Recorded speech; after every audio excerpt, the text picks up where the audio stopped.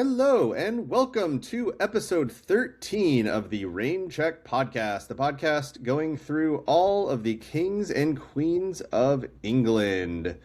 I'm Austin, I'm Donna and this episode we will be discussing Cnut the Great. the Great So that's either spelled and C-N-U-T or C-A-N-U-T-E.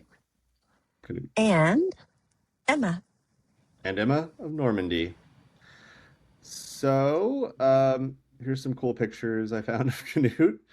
I'm going to get to this story in a second, but first, I just wanted to lay out some information about him because he's a pretty interesting guy. So, at one point or another, he was king of England, Denmark, and Norway.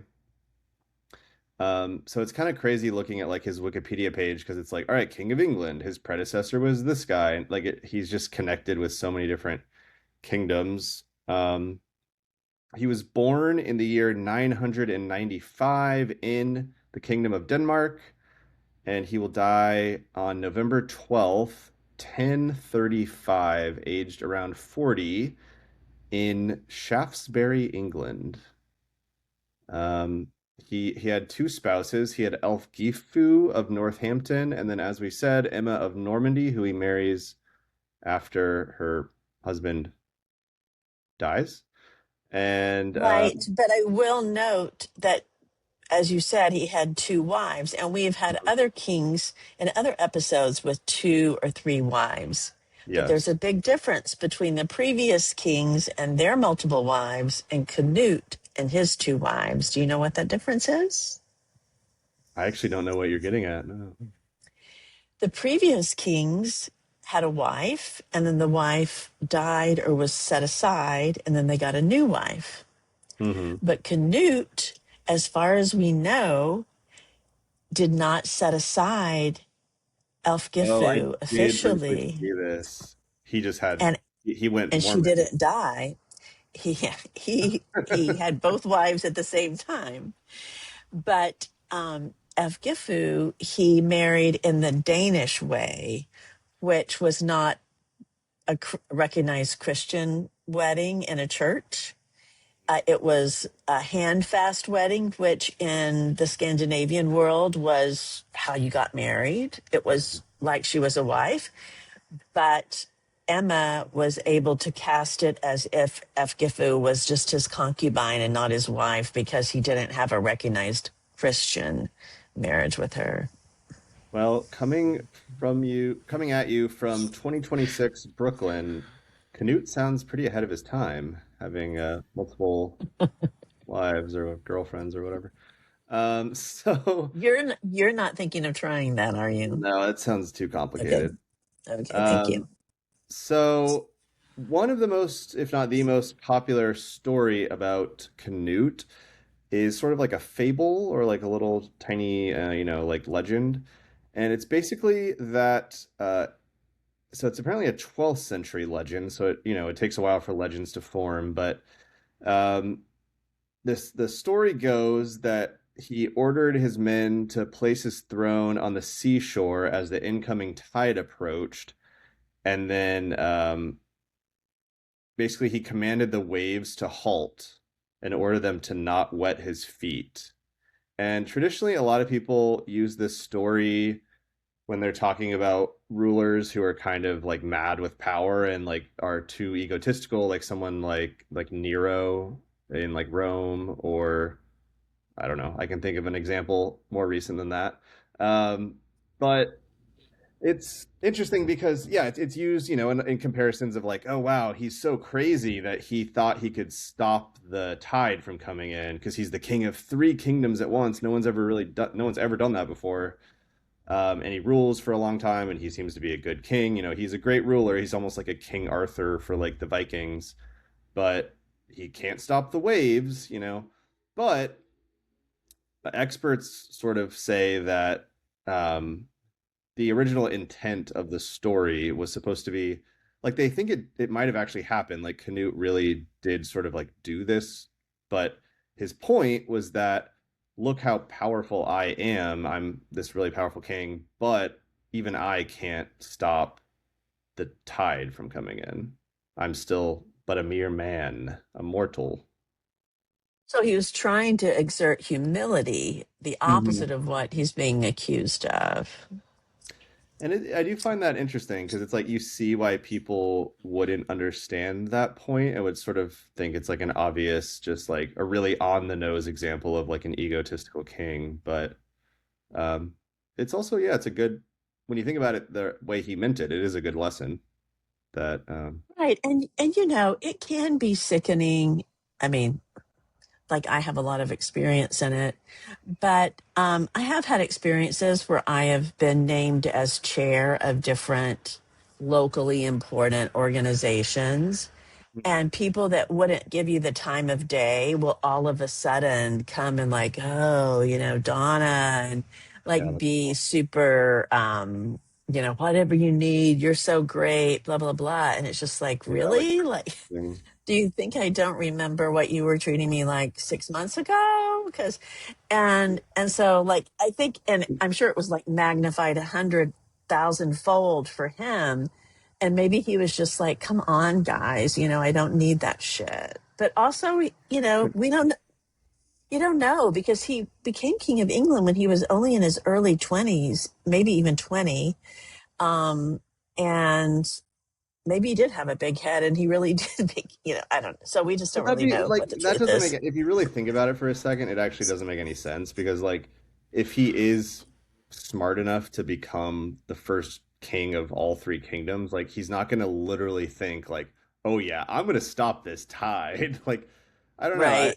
Yeah, like that would be Yeah. so That would be a stupid thing to choose to prove your power on. right.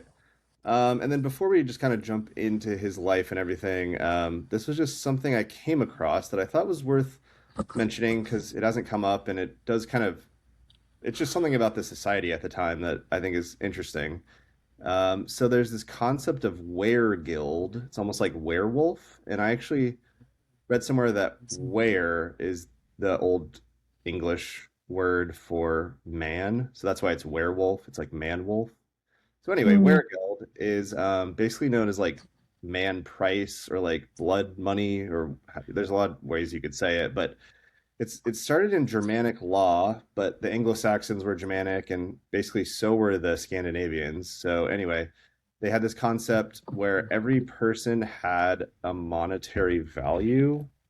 Um, so like if you committed a crime, then if you committed a crime against someone, you would have to pay a fine based on like their price. So like if you killed a king, apparently you'd have to pay like 30,000 like gold or something. I don't know what would happen. You But probably would.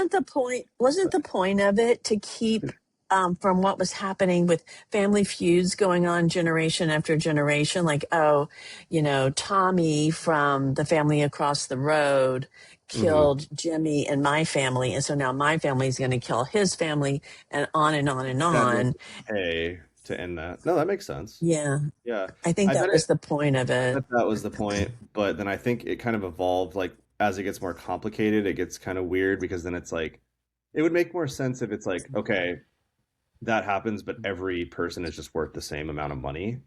But according to this chart I'm looking at, it's like, and I don't fully understand exactly how it would be, but it's like a king is 30,000, archbishop 15,000, bishop 8,000, like the sheriff is 4,000. I'll skip a couple, but like it keeps going down. A prospering Welshman is 120 silver. A non-prospering Welshman is 80 silver, and I don't know why it's specifying Welshman, but a landless Welshman is 70 silver. So I can see how it starts out when it's a more like tribal society and it's like, all right, we're going to stop the killing. You're just going to pay them. But once you start having this like hierarchical society, then it starts getting kind of like weird. And I think the Hmm. Normans abolish it, but I'm not 100% sure on that. Anyway, do you want to say anything before we just jump into his like life? Nope. Okay. So as I said, he was born in 995. He was the son of Swin Forkbeard. And actually, while I'm thinking about that, I found this video that shows like the map of England every year. And I just wanted to show it does show Swin, but it's so fast. It's like a flash and you miss it. So here's we got Ethelred. in the year 1000. And then I'm going to hit play. And there you saw, there's Swen. I don't know if you saw.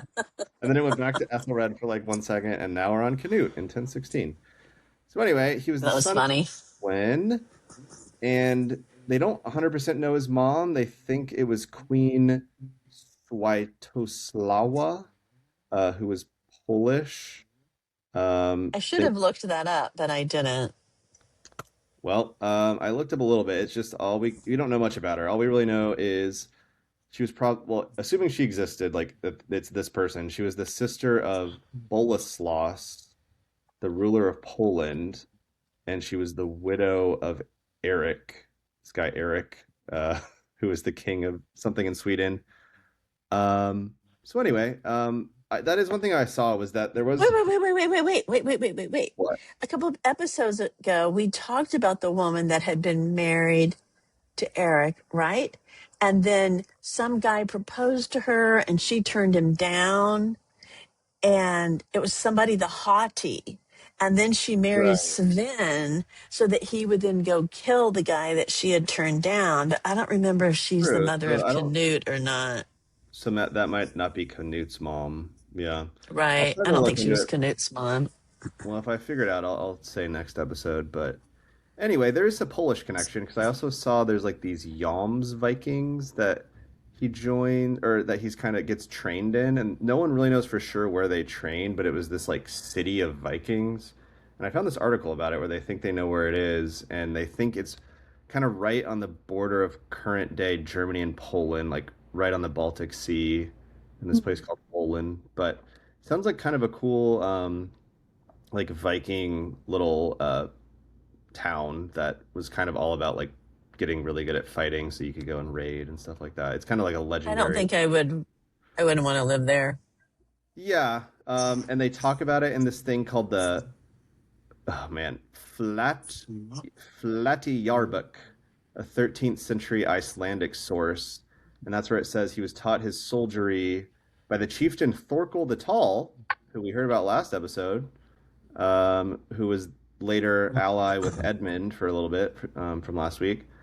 Um, and yeah, in they were called the Joms Vikings, JOM, and they some people say that they were really dedicated to the worship of the Old Norse gods, but they would allegedly fight for any lord who could pay their substantial fees, even if you were Christian.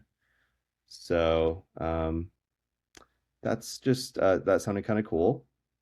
And it actually seems like it was one of the first sort of organizations like that that will later kind of turn into the things like the chivalric orders of the Middle Ages, like the Knights, The Knights um, Templar.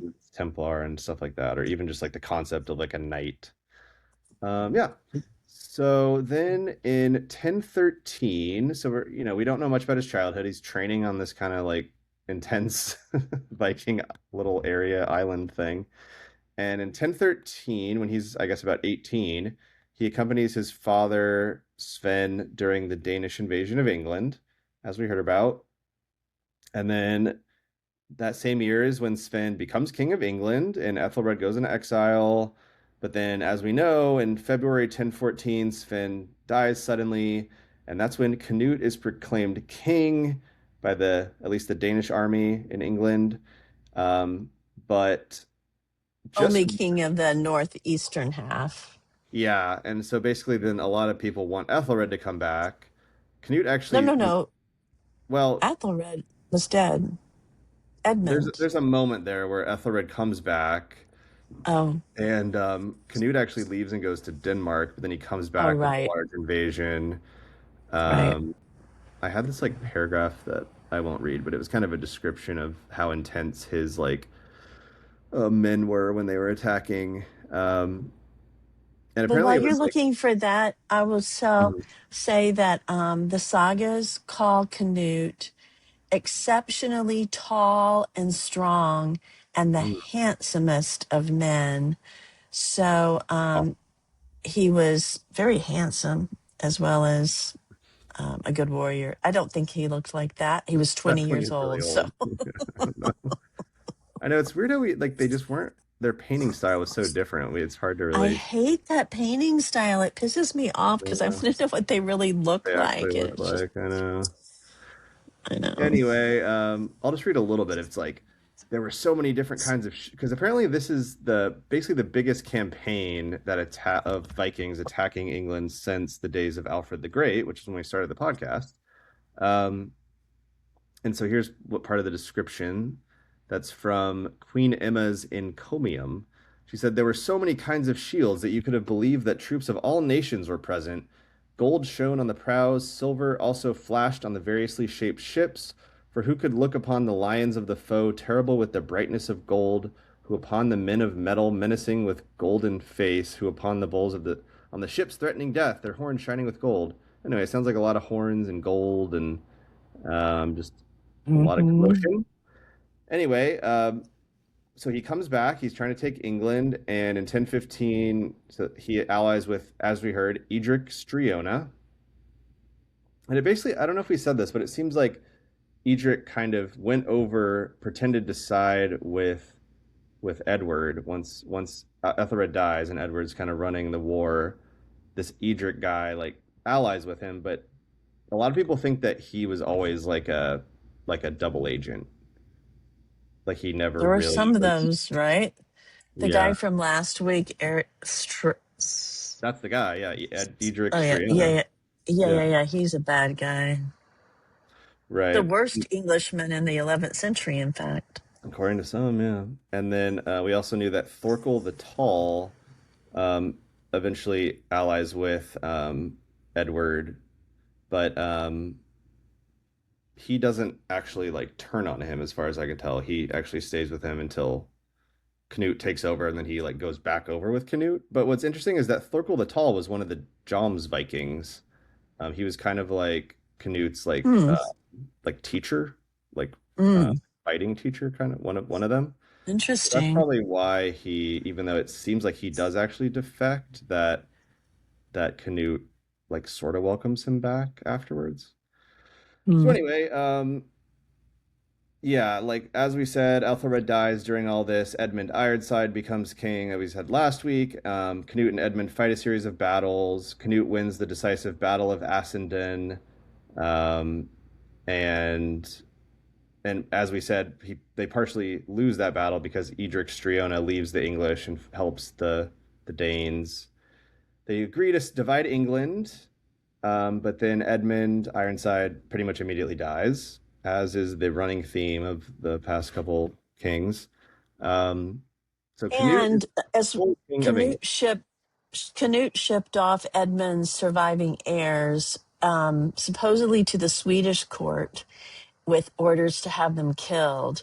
But whoever he gave those orders to refused to kill them, and they ended up in Hungary, and they were able to survive in Hungary. And so this is when he starts to kind of focus more on the Scandinavia because like so he starts establishing himself in England. He marries Emma of Normandy, as we said, and that strengthens his legitimacy, and he gets stronger And ties to the also, Normans. also he, even though he had been, I don't think he had been a Christian before, or not a strong Christian, but after he took care of probably getting Edmund killed, and sending off his heirs and everything, it seems like he pretty quickly started presenting himself as a great Christian king and a patron of the church. And Hmm. he sent a letter to the English people in 1019, which apparently survives today. So we have the original copy that he sent, That's cool. and it said he promised to uphold the laws of Edgar the Peaceful. Remember, several episodes ago, we had about Edgar the Peaceful, who wasn't actually that peaceful, but his reign was peaceful.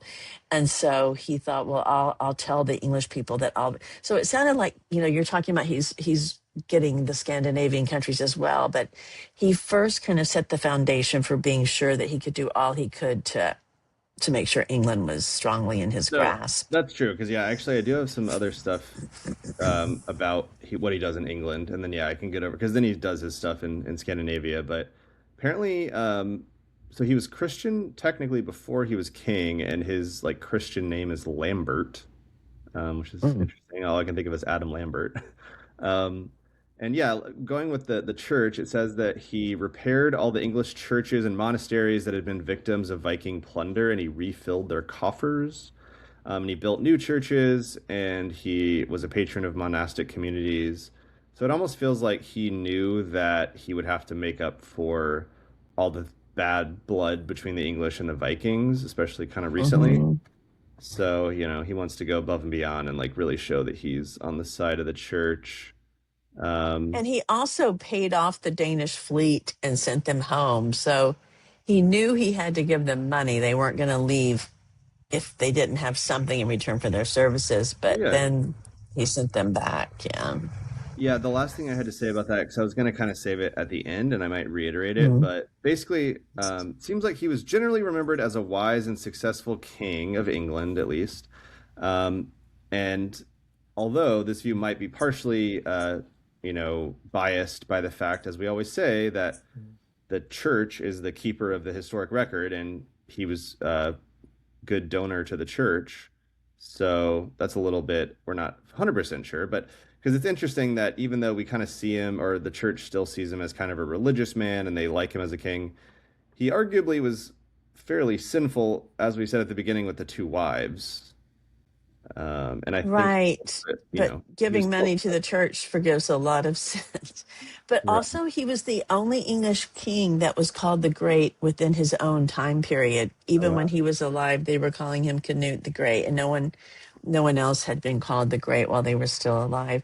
But I think it was not only that history was written by the church Mhm. chroniclers, but also Emma had a chronicler write her story. And in Right. the story that they wrote about Emma, she doesn't even mention Athelred the Unready at all, even though he was the reason she was in England, and she was married to him for quite some time and she had two children or multiple children with him. He's not even mentioned in the story. It's only about Canute. And she calls Canute the Great in her story because I think it benefited her, it enhanced her prestige that she was the Right. queen of a king called the Great. So I think there's a couple of different reasons why he may have be considered to be a really good guy when, for all we know, the evidence is At least slanted because of that. Yeah, like in terms of, his like personal life, maybe he was a little bit sinful, but it does seem from everything I can put together that he was a decent ruler. Like he was managed things well, he was a good fighter, he didn't seem to be too we've heard about some kings are really focused on like their friends, like favoritism, helping only their friends, being kind of selfish, but Right.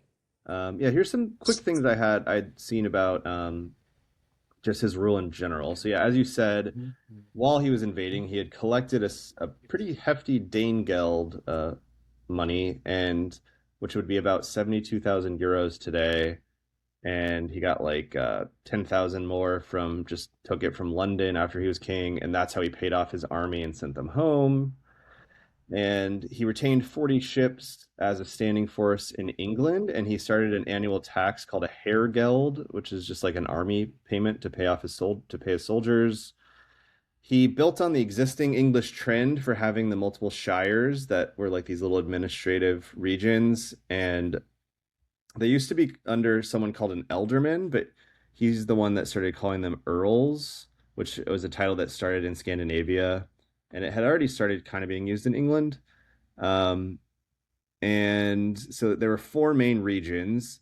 He kept Wessex, which makes sense because Wessex has basically been the core, like it's like the Washington D.C. of England at Mm-hmm. this point. Mm-hmm. And Northumbria went to Eric of Lathier. East Anglia went to Thorkel the Tall. So that's what's weird is maybe even Thorkel was sort of like a double agent, just the fact that he fights alongside the enemy, but then ends up becoming an earl. And then Mm-hmm. Mercia actually remains in the hands of Edric Striona. But um, this shifts pretty quickly within a year. The even on Wikipedia, it calls it the chronically treacherous Edric was executed within a year of Canut's accession to the throne. So Edric kind of gets his just desserts, and Thorkel, only a couple years later, Thorkel the Tall, unfortunately, also falls from favor and gets kind of, it says outlawed, which I think just means like banished from England.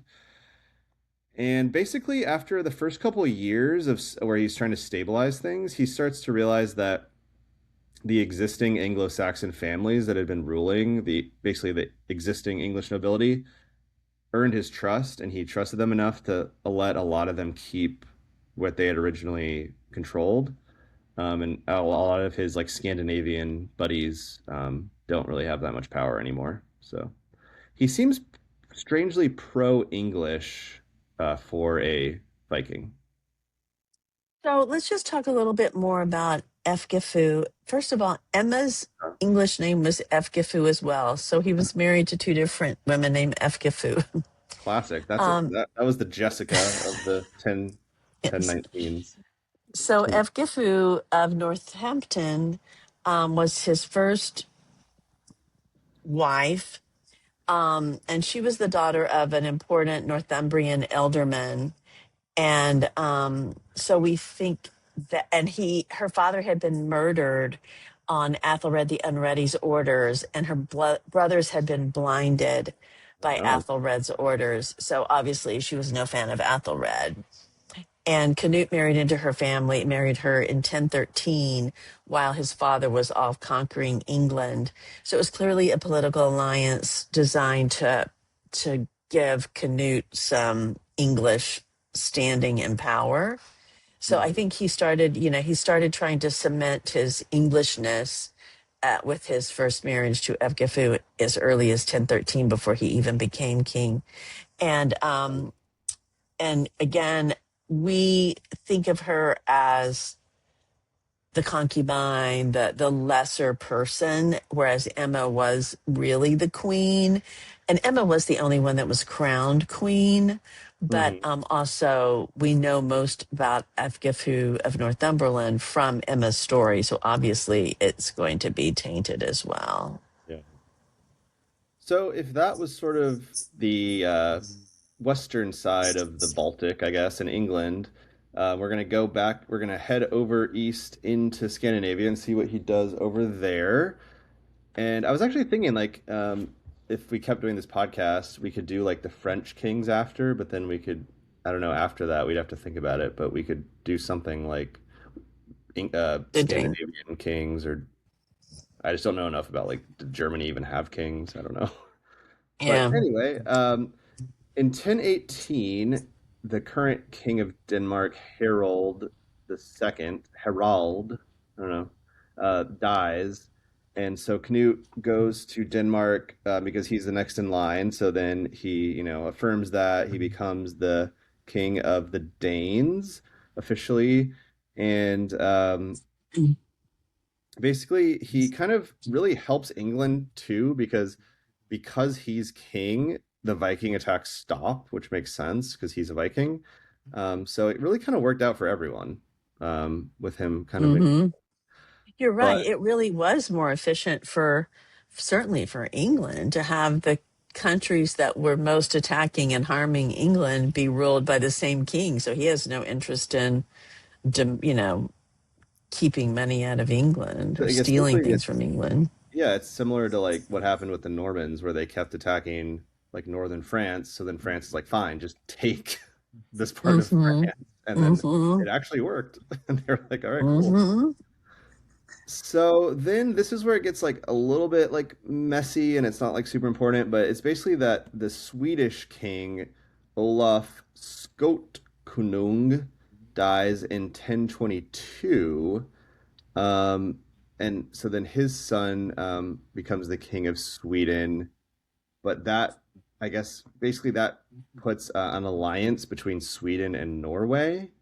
So this is what motivates Canute to now demonstrate the Danish strength because now Sweden and Norway are both stronger because they're allied. So weirdly, it seems like he attacked. Jomsburg, which was what I talked about at the beginning, but I guess it's technically on the mainland and it's not in Denmark, so maybe it had been taken over by like the Swedes or something. But anyway, they think he attacked that, and then basically after he did that, this is when Thorkel the Tall reconciled with Canute, so then they become like friends again, because I had said earlier that he had been stripped of his title, so they're buddies again. Hmm. Canute's showing how powerful he is. And then he feels, it seems like now he feels satisfied with his Danish throne. So he goes back to England in 1020 and he appoints this guy Ulf Jarl, or just Ulf, um, as the regent of Denmark. So I think that's sort of like you're in control, like in my name. So basically, while Ulf is there, he essentially like stirs things up and gets the Danes to accept this other guy, Harthcanute, as king, even Oh though wait, that Hartha Canute is Canute's son. oh, it's his son. Okay, that's weird. Hmm. Yeah, it says It's he's his still son with F. It's his son with Efgifu of Northumbria.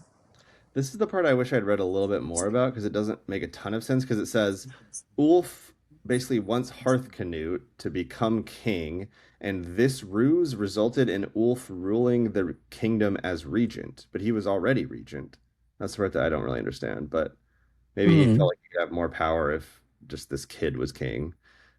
So then Canute has to Yeah. sail back and he dealt with Ulf, who got back in line. So I don't know. You can kind of use your imagination on like how that conversation went. But Hmm. there's this battle um, where called the Battle of Helgeia that happens, and it's when Canute and his men fight the Norwegians and the Swedes at this river Helgeia, and they win. And so now he's really officially like the dominant leader in Scandinavia. He's showing like he's the strongest. And even though Ulf helps him in this battle, he doesn't forgive him because there's this story where, and it actually says here that they were brothers-in-law.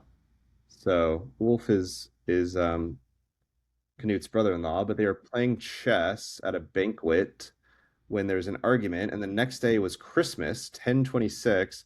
One of Canute's house carls killed Ulf with his blessing in Trinity Church, the Oh predecessor to gosh. Guild Cathedral, but it was called Trinity Church. So yeah, that's kind of what I mean. Is like I feel like all these. I mean, who knows what the Anglo-Saxons are probably similar, but at least you can tell the Vikings, like Canute, were pretty like brutal guys. Like it's like, all right, we got into a chess fight, so now I'm gonna kill my brother-in-law. Um, Well, and it continues with the Normans as well, who were Vikings, as you just pointed out. They're just very ruthless people. And we'll get into William the Conqueror obviously later, but it was pretty shameful on his death, the way that his subjects treated him. It was very not good. And I was talking to an English woman here and where I am, and she was saying, doesn't that show that everyone hated William the Conqueror? And I said, maybe, but also it happened in Normandy, and the Normans were always ruthless and aggressive and fighting one another. Whereas I think if it had happened in England, the subjects would have been a little bit more respectful of a king than to do what they did in Normandy. So I do think there's something about the Viking right. spirit, the way they're raised, what they're used to, the environment that they grow up in, that's just very fight, fight, fight. I mean, they're renowned for their being warriors. They're going all over Russia and Constantinople, and they're all over the world Well, yeah, I mean, because they are such good warriors. and their religion was that if they died in a glorious battle, they go to Valhalla. So it's like they don't want to Right, die like on in their sleep. So it's like they're really right. trying to fight. Anyway, so one quick thing related to the church is that he apparently Canute oversees the translation of the relics of Saint Elfheia um, in Canterbury. So another sign he supports the church. And basically, one thing that was interesting to think about was that now that he's king, he's kind of taking the Viking ships and the Viking attacks, and he's turning it the other direction. And now he's leaving from England and attacking Sweden and Norway, which is kind of cool to think about. But it also says that he reinstated the laws of King Edgar to allow for the constitution of a Danelaw. I didn't realize the Danelaw had like kind of disappeared by this point, but he kind of brings back the Danelaw and kind of just gives more power to like the Scandinavians in the area that had been there at this point for like a couple centuries. Um, and then this seems like this would make a cool like movie or something, like just this concept of in 1027 he goes to Rome and he attends the coronation of Conrad II. And this is kind of like a big deal if you're invited to do this. And apparently, on the way back, this is what was a little bit weird because it seems like it happens after this that he officially becomes the king of Norway. But on his way back from Rome, it seems like he's like feeling himself and he's like, I am now the king of all England and Denmark and the Norwegians and some of the Swedes, which is weird to end it with, and some of the Swedes. Like, yeah, not all, I'll give you that, but at least some of the Swedes. And it And I says that, also read that when he was in Rome during this time, he wrote to his English subjects about the deals that he was a big deal maker, the deals he had mhm. negotiated on their behalf, including reduced tolls for English merchants and pilgrims. So he was like doing PR for himself to his English subjects about what good stuff he was doing for them. He does seem like he's a good marketer. Yeah, he Hmm. knows like the right things to do to make people happy, which is important for a ruler. And it says that he says the reason he went to Rome was for a couple reasons: to repent for his sins, pay for redemption, and the security of his subjects. So kind of just everyone's redemption. And he wanted to negotiate with the Pope, like you were saying, he was a deal maker for the reduction in the costs of the pallium for the English archbishops. So they had to go to Rome and get these little palliums that were just sort of this like decorative thing that a archbishop But it was wore. an important thing, It was right? It important. You kind got to of, have it. yeah, So he lowered the cost of that. And he also wanted to talk resolution. There's a competition that had kind of we brought up briefly, but there's kind of a competition between the Archdiocese of Canterbury in England and Hamburg York. Bremen, and they were both Oh. kind of fighting for superiority over the Danish Hmm. diocese. So essentially, yeah, I don't know like the final resolution of that, but he wants them to kind of it's kind of weird to think about that while these countries are fighting, all these sort of like I guess they're called like archdioceses or dioceses. Like they're almost like the Mm-hmm. church version of a country or like a region. Mm-hmm. They're like Mm-hmm. fighting not with battles, but just with like probably strongly worded Mm-hmm. letters. I don't know. Right. Um, so one thing I thought was kind of cool, I have a picture here of it's called the what's it called? The Danework. And it's in like northern Germany, kind of on the border of modern day Denmark. You can't really see in this picture, but it was kind of this mound or like a trench that they had that was sort of the line set in the sand between the Germans and the Danes, which I just thought was kind of cool. And it reminded me of the uh, Offa's Dyke that was in England, and Oh it kind yeah, of yeah, yeah. Uh-huh. yeah separate. I think it separated S- England and Wales. I can't remember, but yeah, Offa's Dyke did, yeah. yeah. And supposedly you can still see some of it today. Hmm. So back to the Norway specifically thing, I don't think you mentioned this. Hmm. After Canute conquered Norway by he killed the Norwegian king Olaf Haraldsson. Hmm. Um, Olaf Haraldsson, the guy that was defeated by Canute, was later canonized as Saint Olaf and named the patron saint of Norway. So that was kind of Oh, weird. interesting. Um, but he needed someone to govern Norway because he couldn't possibly be in three places at one time. Hmm. And so he sent Efgifu of Northumbria and her son Sven to rule as regents on his behalf. but it went really badly. And their ruling was so harsh, they imposed really heavy taxation and very strict Danish style laws. I guess the laws in Denmark were stricter than what the Norwegians were used to, that it entered Norwegian historic records as Alfidfa time, which was not a good time to have been alive.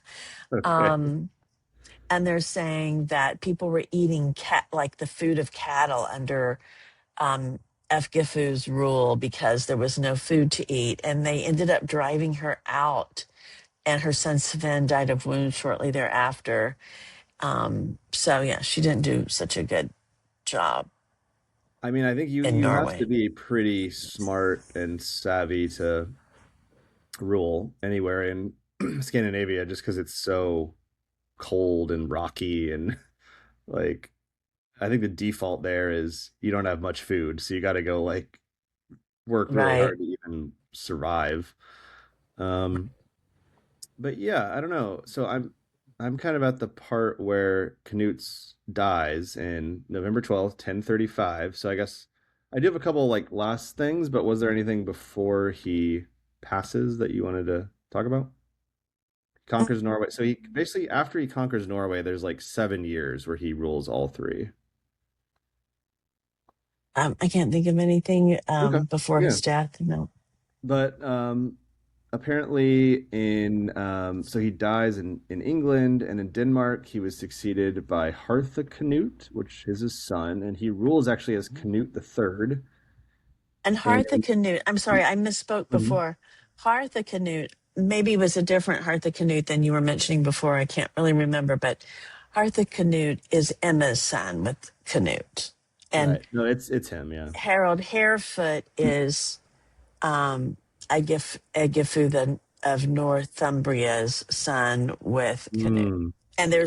there's this battle because Canute did not name who his successor should be. And so when he died, and he has two wives, and he has sons by both of those wives. And there was the Savan guy who had did such a bad job in Norway, but he had died by this time. But there was this other son with Efgifu of Northumbria, Harold Harefoot, and then there was Harthacnut. So it became a huge battle between the two of them of who was going to get to rule. Interesting. Yeah, I saw that Queen Emma has to leave and flees to Bruges in modern day Belgium. Well, it was Flanders at the time, and Right. she fled to the court of Count Baldwin of Flanders, where Matilda was living because Count Baldwin was Matilda's father. And Matilda then got to spend some time with Emma, and Matilda, of course, is Queen Matilda, who marries William the Conqueror a little bit later. Okay. But so Harthacnut never becomes king of England, right? Just He does. No, it he does. does. First, if Gifu's son becomes king, it's a little bit complicated. It was almost like they agreed they would split it, kind of like the Edward Ironside and the Canute rule. Hmm. But I'm sorry, I might not have it exactly right, but my recollection is that Emma's son was off trying to rule one of the Norwegian countries, maybe Denmark. Yeah. So he was supposed to be ruling his portion of England, whereas his half brother was ruling the other portion, right, with a different mother. And Emma was basically ruling Harthacnut's part for him, and she was doing a good job. And she had the support of a powerful earl that was really helping her. But Harthacnut was off doing his thing in Sweden and not really caring that much about England. And for Right. whatever reason, the powerful earl that was helping Emma kind of turned on her. And that's when she had to flee because he basically is like, oh, let's just let Har- Harold Harefoot be the king. And so Emma fled to Flanders at that time. And Harthacnut ruled, but then, I mean, I'm sorry, Harefoot ruled, but then that didn't last very long before he died. And so she finally, Emma got to come back with her son, finally came from Sweden, and he ruled very briefly. All right, so that means we'll actually come back to these people then Yes, if he we'll ruled. discuss all that next week. Let's do both of them together because it was two very short rules. Okay. One thing I thought, because I have this book I got in England, I think I got it at like the Tower of London, like bookstore, but it's called The Really Useful Guide to Kings and Queens of England. And I was just curious where it started. And it actually doesn't start until 1042 with Edward the Confessor. Hmm. So we still have a couple more, but we're getting close. Also, Emma's son. Wow, Emma did a lot. So we haven't mentioned Gunhild, and Canute and Emma had a daughter, Gunhild, and Gunhilda, they, I but they, think. Yeah, I don't know. who knows? Yeah. They sent her to Germany as she was still just a child, as part of negotiations over the border between Denmark and Holstein, which I think is now part of Germany. Yeah. And they married her off to Henry III, who was King of Germany and future Holy Roman Emperor. Mm. A year after Canute's death, she was about 16, and he was also a teenager. And she did have a daughter, Beatrice, but she died after only 2 years. So she was potentially going to set up kind of a helpful alliance with Germany, but that didn't work out too well. That's what I saw was like it said if the sons of Canute had not died within a decade of his death, and if his only known daughter Gunhilda, who marries uh, Henry III, had not died in Italy before she could become Empress Consort. Basically, if that hadn't happened, then Canute's reign might have laid the foundation for a complete political union between England and Scandinavia, a North Sea empire with blood ties to the Holy Roman Empire. So that would have completely. We're this. It feels like this 100 year sort of period is like a really make or break moment for just like how the table is set for like basically the rest of history up till now. Of like that would have changed everything if we just thought of England and Norway and Sweden and Denmark all being sort of connected together, sort of like how we think of Scandinavia, Mm-hmm. but if we included England in that, Mm-hmm. and Right. if that's connected with the Holy Roman Empire, then like I don't know, that almost feels like that's so if that was able to somehow stay stable as like a empire, then they would have like completely destroyed France and like taken over France too. I don't know. Yeah. Yeah, I believe so. So anyway, that's what's cool about this time is like there's a lot of things that are established, like there's these countries that are formed and everything, but like it's anyone's game. Like even the way we're seeing it, where when they split up England, like oh, you can just have Wessex and I'll take the rest of England, and it's not like oh, you have to just have all of England. Like it's even a little Well, bit. that's what I was about to say about France, because at this time period, the king of France really only controlled Paris and the Ile de la France, which is just the area right around Paris, and just kind of like the Wessex and the Northumbria and all that stuff. The counts and the dukes of the different regions of France had basically as much power as the king. He was just nominally the head. So yeah, it was very divided power. So does that mean so next episode we'll talk about Hartha but we'll also talk about Harold Harefoot? Or no, I that's think so. When we're preparing, we might decide, oh, we can spend the whole episode on them, but we'll have to play it by ear. You'll have to tune okay. in next week to see what we decide. All right, yeah. And then so it'll basically go that, and then it's Edward the Confessor, which is what this book Yes. had as the first.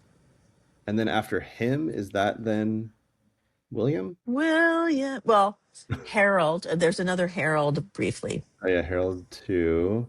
And then right. and then Okay. William. So we're getting close. Woohoo! But I'm still enjoying it. I'm enjoying the Anglo-Saxons and the Vikings. It's cool, but it'll also be fun to actually be in like what most people think of as British history. Right.